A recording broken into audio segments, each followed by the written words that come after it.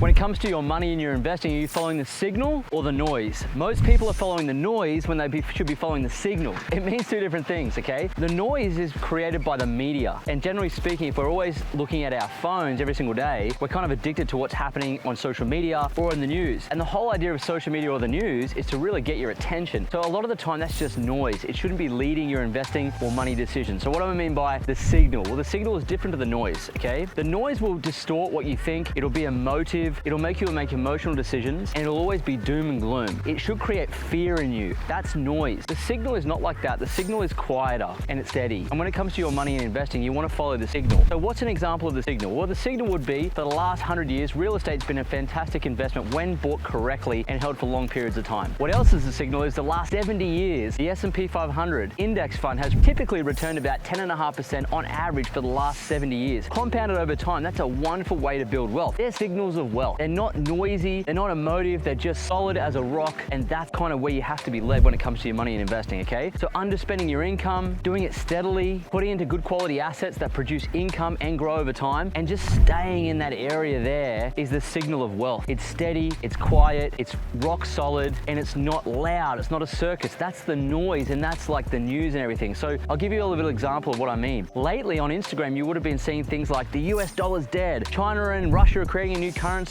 the digital currency is going to take over, America's got all these $1 trillion worth of debt. That may all well be happening, but the reality is it doesn't make a damn difference to what you should be doing with your money. This is all conjecture, this is all fear-based, and most of that stuff won't transpire and come true. And most importantly, if it does, it's not going to affect your micro financial situation at home. What will affect it is, what are you spending your money on every month? Are you in control of your money? Are you setting aside 10% of all you earn is yours to keep and putting that into assets like real estate or stocks? And are you repeating that process and staying out of trouble? The trick to getting financially well off or wealthy is actually not being so smart, but focusing on not being dumb. And so when you focus on the noise, it's really creating emotional decisions in you, and you're fearful of things. But if you follow the signal, there's a lot of signals out there, and they're real and they're solid. You just got to follow them. They're just not as loud, okay? So before you go and take massive action on your finances based on all the noise out there on social media and also in the news, that's sensible, that's solid, that's long-term, that's not going to disappear, it's not fast changing. All the unsexy stuff is typically the signal, and all the sexy, weird, like exciting circus stuff is the noise. So you just got to be led by the signal, not the noise. And most people, unfortunately, when it comes to money and investing, are led by the noise. So this is a lesson for you to ask yourself, is this signal or is this noise? And once you find the signal, the trick to it is keep on the path of the signal. Keep on the signal, keep on the signal, right? FOMO lives with the noise, solid investment, performance, and rock solid money habits for the signal over the noise. And you'll do much, much better when it comes to your finances.